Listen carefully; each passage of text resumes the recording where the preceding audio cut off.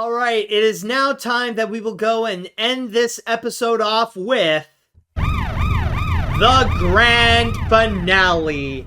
And this was a last minute change up that I had to do. I mean, if you've been watching the entire episode, then you have just seen that, like, right on the spot, I had to go and make a last minute decision of like, okay, I gotta go and talk about this. Like, it was just breaking as I was making this entire episode. And also, I just want to do a quick apology at the beginning that I haven't done as much research. I didn't fully have time to do so, especially because of the fact that, I mean, again, it was literally breaking news as I was recording and as I was doing this episode in particular. So this is something that is like literally fresh. This is still like brand new, and like we have just learned about what has happened. And what I am talking about, of course, is James Earl Jones. James Earl Jones has been revealed to have passed away today at the age of 93. This actually occurred this morning at his home in Dutchess County, New York. Now, for those of you who don't know, James Earl Jones is the legendary actor who has done many iconic performances. Of course, possibly his biggest one that he has done is the voice of Darth Vader in the Star Wars franchise, and has done so in several Star Wars movies, in fact, not just in the original trilogy, but he also reprised it in he reprised it in episode 3, Revenge of the Sith, and also in Rogue One, A Star Wars Story. And on top of that, he has also done several other features in which he made his debut in Doctor Strangelove, or How I've Learned to Stop Worrying and Love the Bomb. He was also in Field of Dreams, and just checking on my list here on Deadline, he has also done several others such as Conan the Barbarian, Coming to America, The Hunt for Red October, The Sandlot, Patriot Games, and Sneakers, as well as providing his voice in The Simpsons 3 times, and probably his most iconic role in animation is playing as Mufasa in The Lion King, both in the original 1994 animated feature and in the 2019 remake. And may I just say that when it comes to James Earl Jones, there is no one out there who has a voice that is as powerful as his. I think that's the best way to go and describe it, is that the thing that is very memorable about James Earl Jones is just that voice, that it has that specific tone that feels like it is coming from a leader. And that's why you see, like, when James Earl Jones would appear, that usually he would have these roles that are related to royalty, or that he's the one that would be in charge. Rather it be in a more villainous way, such as playing as Darth Vader in Star Wars, or if he would play as Mufasa, as a role that is more noble. Like, he has that kind of voice that when you hear it, like, it's the kind that you gotta give it respect. You know, it has that kind of tone that, like, you know, you want to go and try to honor it no matter what. But then again, with James Earl Jones, like, the performances that he would do, it's not just like those types of leaders, rather it be being good as Mufasa or as bad as Darth Vader. And I mean, like, in terms of, like, you know, the good and evil kind of thing, not like, oh, this is awesome or this sucks. But also, there have been other performances where he has been fantastic. And one great example is actually Field of Dreams. And that was one that, honestly, I feel like it is very interesting, but it's a great example of the kind of acting that he would do. I think it's like one of the great examples of him as an actor, because he wasn't like some prominent leader. He wasn't like the kind of guy, who would like really like be larger than life or anything like that. He would just be like this simple, humble guy whom like beforehand was this writer, but then was disillusioned. But then later on, with the help of the main character, he would go and like learn more and more about like the dream or like the experience that the main character is facing, and then suddenly kind of reverts back into like what he used to be known for when he was a writer. So from there, but from there, with the kind of performance that he would go and bring out, like that's where you would go and like, yeah, you would like immediately want to go and give that respect to James Earl Jones, but this time as an actor, in terms of the performance that he would go and bring out, like the level of professionalism that he would go and give, like it's very much admirable. In some ways, some people would even say that he's like an actor's actor. He would be the kind that like actors aspire to be that guy. And I mean, like, of course, like I can imagine some.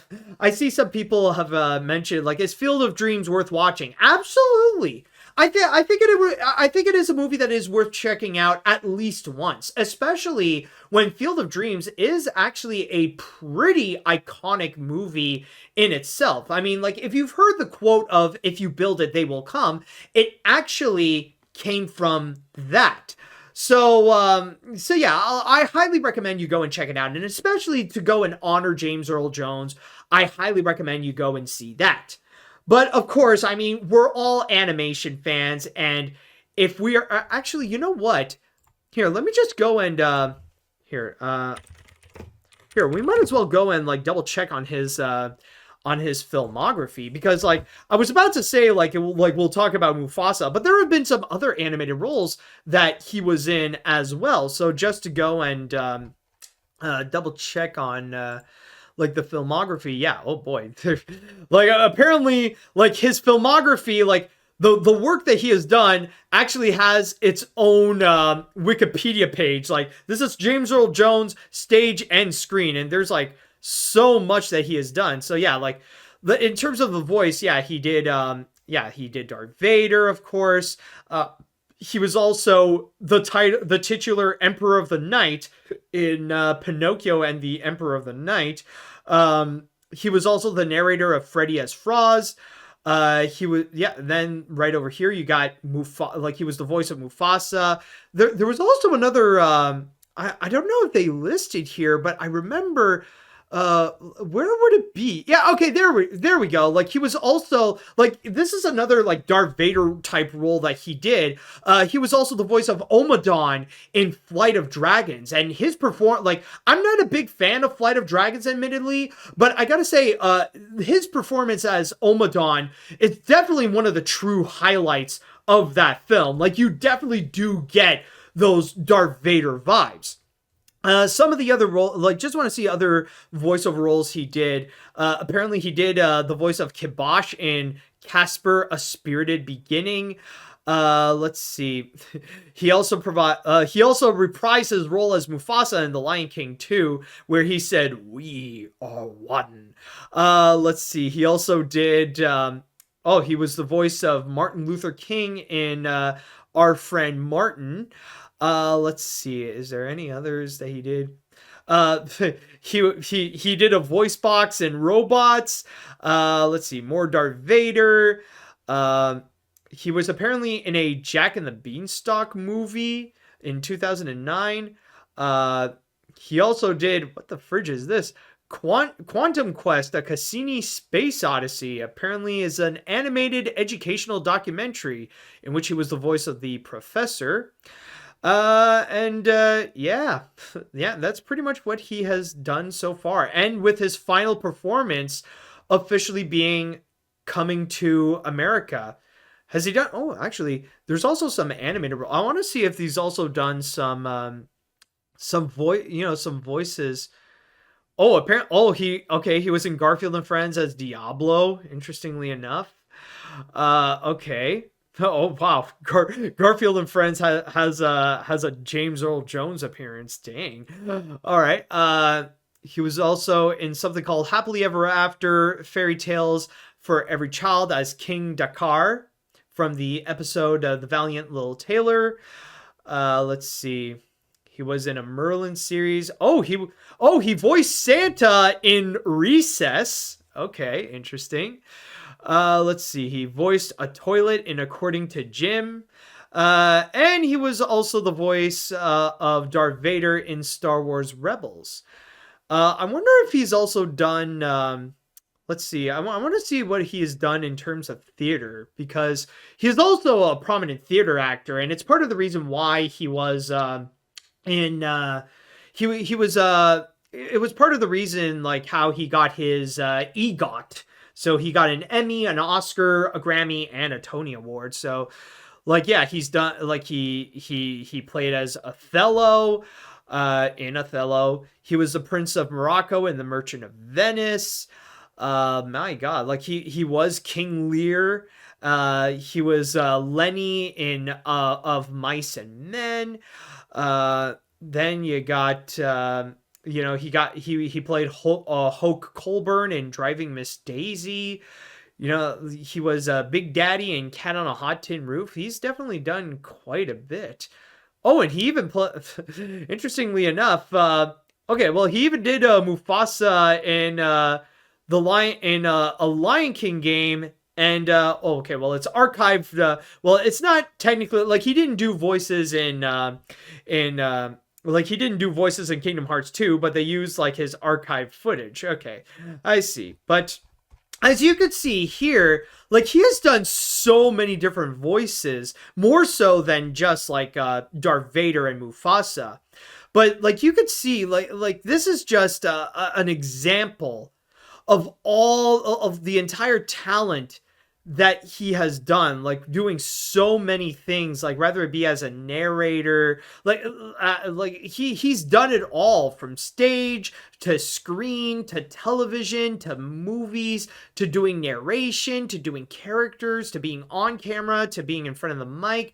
Like, this dude has done it all. This really is what I mean when I say that this guy is an actor's actor. And for me, if I gotta go and pick my favorite performance from James Earl Jones, honestly, I gotta go with Mufasa. Like, the role that he did with Mufasa is just very unforgettable. Like, it's very much like you take the power of Darth Vader, but you turn it into good. Like, that's the best way to put it, as to put it as Mufasa.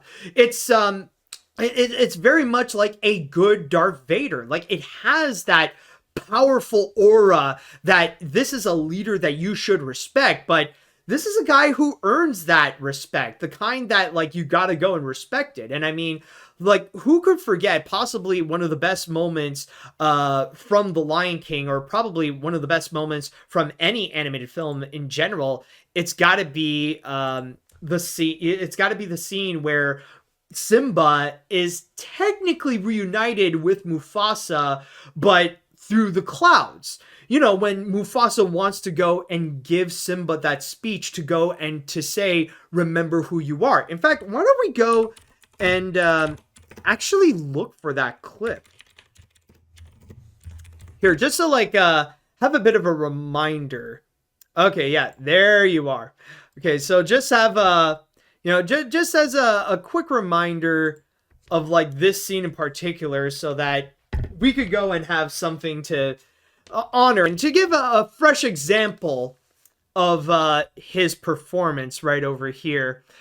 So here, let's just skip that and let's go right over here. So let's just have a watch on this scene from The Lion King. He lives in you. Look inside yourself, Simba.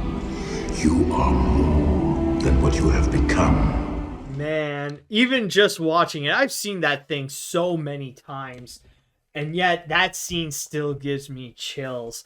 But it's a great example of the kind of performance that he would go and do. This is this is very much how I would remember James Earl Jones, the kind of powerful voice, the kind that you must listen and you know that whatever he would say would give great, he would go and give great wisdom, not just because of the voice itself, but also through the performance. And that is how he would go and be, this is the way that he's gonna be remembered. It's just with stuff like this.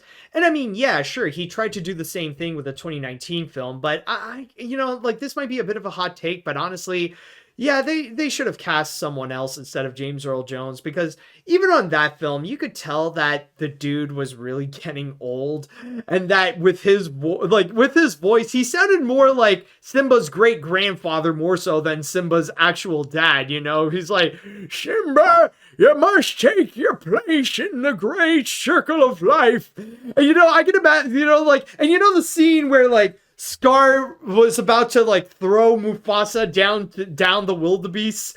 I can imagine he just accepted. It's like, you know what, screw it, I'm too old for this crap. But yeah, still though, honestly, they should have gotten someone else, because you could tell that, yeah, at that point, James Earl Jones's age was really getting to him. But still though, with stuff like the original Lion King, it's just, it is great, it is great.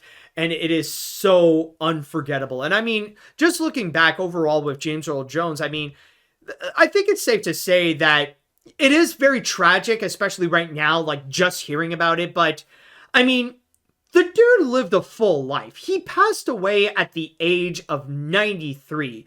And that is quite an epic feat, may I add.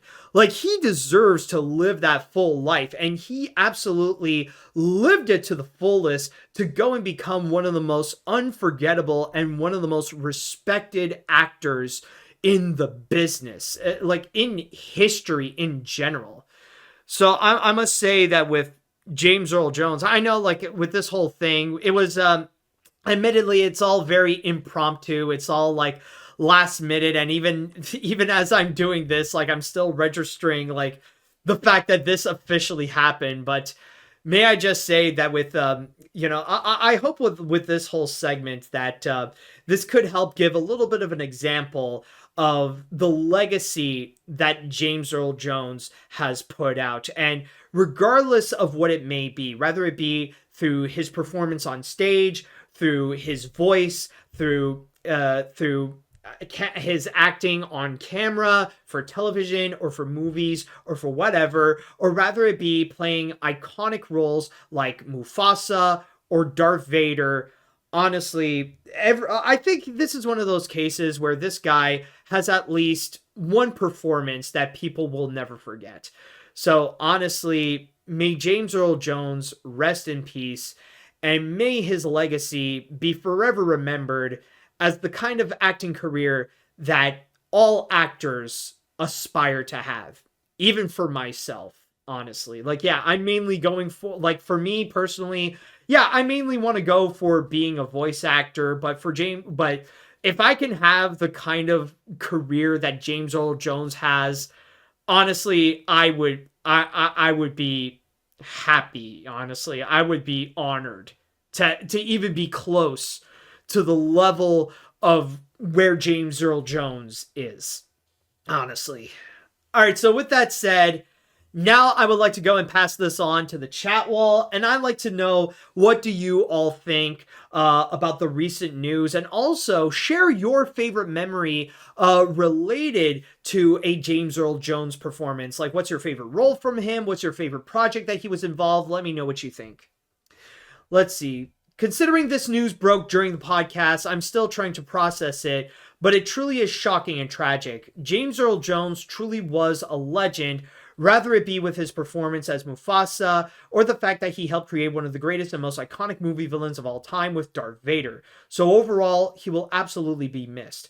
And I'm really hoping Disney will pay tribute to him at the end of this year in Mufasa, the Lion King. Oh, absolutely. I think, safe to say, either at the very beginning of the movie or straight afterwards before the credits start, they gotta mention James Earl Jones, especially when it's a movie that the title character is his character that he helped create. I think that's like a mandatory thing that you gotta do. If there's one, like, say what you will about the Mufasa movie, but it must have a little tribute to James Earl Jones. That's the one thing that I ask you gotta get right on Disney, okay? You can make the movie as crappy as you want, but you gotta at least have one moment where you pay respects to James Earl Jones. That's the one thing you must objectively have right, okay? That's all I ask.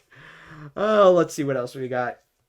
I just can't believe this happened, and he's now gone forever. James Earl Jones had one of the most iconic voices of all time.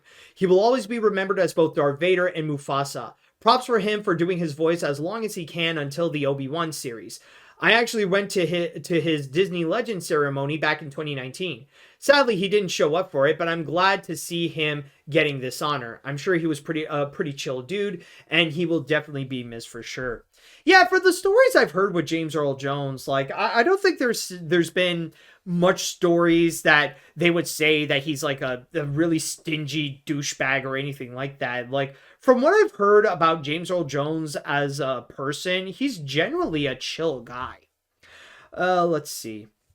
This breaking news of James Earl Jones passing is what brought me back to this episode, only as I was shocked to hear this heartbreaking news. I loved him as Darth Vader and Mufasa in Star Wars and The Lion King as a kid.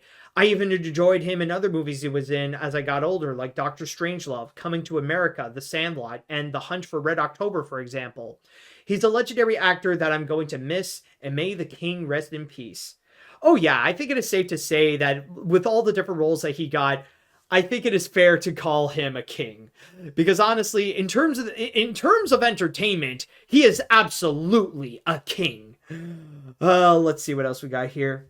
Mufasa will always be my favorite animated dad and role from James Earl Jones. And even though I don't think his performance in the remake will match up, I still have nothing but respect for him. I don't know if the Mufasa movie is going to outgross Inside Out 2. No, definitely not. I mean, it'll most likely be a hit, but I doubt it will be Inside Out 2 levels of success. But I'm sure that a lot of people will see it to pay their respects to him. I don't have any plans to, because I already paid my own respects to him, in a way, by seeing the original classic on the big screen for its 30th anniversary. Nice. Anyways, what else we got here? First, Bob Newhart, and now James Earl Jones. At least like how Bernard reunited with Bianca in heaven, Mufasa will do the same with his wife Sarabi, and Simba has my deepest sympathy. As for me, while reluctant to do this, I will go and watch and review Mufasa to respect this legendary actor. Long live the king. Yeah, I think this is one of those moments where we can honestly say, long live the king. Let's see what else we have here. James Earl Jones has a magnificent voice of a man. While Star Wars fans will remember him as Darth Vader, animation fans will remember him as Mufasa, Lion Daddy. Okay, that's honestly the weirdest nickname you could give to Mufasa. I've never heard someone call him frickin' Lion Daddy. I don't know which hurts more, Richard Sherman or James Earl Jones. Ooh, that's a good question. Honestly, because I'm a major Disney fan, I'm still gonna go with Richard Sherman. But I will say with James Earl Jones, yeah, this one is pretty close. Let's see now. I'm very heartbroken when the news broke out. We lost the voice of Darth Vader and especially Mufasa, the latter of whom I considered to be the best father figure in a Disney film. No doubt he is amazing in The Lion King. I honestly truly feel like young Simba when he encountered Mufasa's death. It's truly devastating. Thank you so much, James Earl Jones, for the amazing performance you brought to our lives.